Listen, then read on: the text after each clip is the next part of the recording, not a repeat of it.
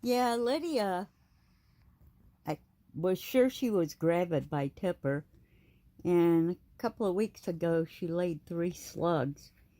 So I figured it was just a bad pregnancy, but she's full of eggs. She's definitely not done. She's definitely pregnant. Tipper's a daddy. But I'm glad to see she didn't lose them all. I don't know why she passed 3 slugs, but she did, and she's still very full of eggs. That belly. She's definitely packed full of eggs. Look at you. You're huge, Lydia. So I guess those slugs were just bad ovum that she passed, and she's still full of eggs. So it looks like Lydia's going to be a mama after all.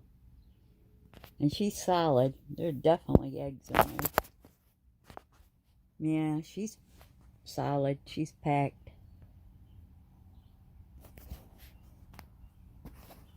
Can I see your belly? Yeah, she's very, her scales are all stretched out. As you can see, she's definitely still gravid. Hi, pretty girl. You gonna be a mama?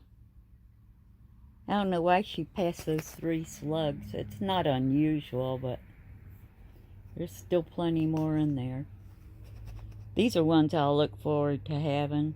Tipper's the father. My old male snake, he's 20-something years old. You're going to be a mama. Yeah, her eyes are hazed over too, so this will be a pre-lay shed. And I love the Pistavi ball pythons. I think they're one of the prettiest snakes there is. Look at your belly. You are huge. I had her out to put her hide box back in her enclosure. She's a gorgeous girl. Good for you. Yeah, she's still definitely gravid. I thought she had lost them because she passed those 3 slugs, but her weight didn't go down any. Actually, it went up more. So obviously they were just bad ovum that she passed.